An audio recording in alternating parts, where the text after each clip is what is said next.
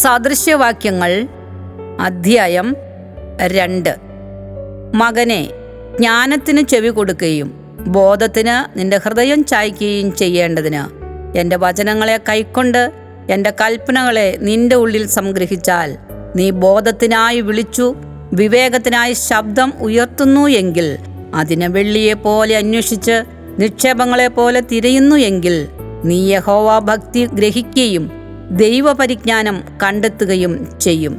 യഹോവയല്ലോ ജ്ഞാനം നൽകുന്നത്. അവൻ്റെ വായിൽ നിന്ന് പരിജ്ഞാനവും വിവേകവും വരുന്നു.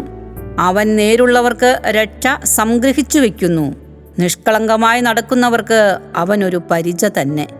അവൻ ന്യായത്തിൻ്റെ പാതകളെ കാക്കുന്നു, തൻ്റെ വിശുദ്ധന്മാരുടെ വഴിയെ സൂക്ഷിക്കുന്നു.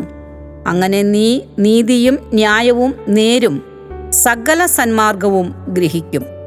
ജ്ഞാനം നിന്റെ ഹൃദയത്തിൽ പ്രവേശിക്കും, പരിജ്ഞാനം നിന്റെ മനസ്സിന് ഇമ്പമായിരിക്കും. വകതിരിവ് നിന്നെ കാക്കും, വിവേകം നിന്നെ സൂക്ഷിക്കും. അത് നിന്നെ ദുഷ്ടന്റെ വഴിയിൽ നിന്നും വികടം പറയുന്നവരുടെ കൂട്ടത്തിൽ നിന്നും വിടുവിക്കും. അവർ ഇരുട്ടുള്ള വഴികളിൽ നടക്കേണ്ടതിന് നേരെയുള്ള പാത വിട്ടുകളയുകയും ദോഷപ്രവൃത്തിയിൽ സന്തോഷിക്കുകയും ദുഷ്ടന്റെ വികടങ്ങളിൽ ആനന്ദിക്കുകയും ചെയ്യുന്നു. അവർ വളഞ്ഞ വഴിക്ക് പോകുന്നവരും ചൊവ്വല്ലാത്ത പാതയിൽ നടക്കുന്നവരുമാകുന്നു. അത് നിന്നെ പരസ്ത്രീയുടെ കയ്യിൽ നിന്നും ചക്കരവാക്ക് പറയുന്ന അന്യസ്ത്രീയുടെ വശത്തു നിന്നും വിടുവിക്കും.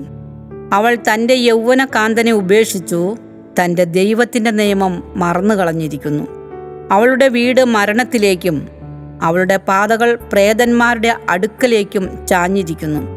അവളുടെ അടുക്കൽ ചെല്ലുന്ന ഒരുത്തനും മടങ്ങി വരുന്നില്ല, ജീവന്റെ പാതകളെ പ്രാപിക്കുന്നതുമില്ല. അതുകൊണ്ട് നീ സജ്ജനത്തിൻ്റെ വഴിയിൽ നടന്ന് നീതിമാന്മാരുടെ പാതകളെ പ്രമാണിച്ചു കൊള്ളുക. നേരുള്ളവർ ദേശത്ത് വസിക്കും, നിഷ്കളങ്കന്മാർ അതിൽ ശേഷിച്ചിരിക്കും. എന്നാൽ ദുഷ്ടന്മാർ ദേശത്തു നിന്ന് ഛേദിക്കപ്പെടും, ദ്രോഹികൾ അതിൽ നിന്ന് നിർമൂലമാകും.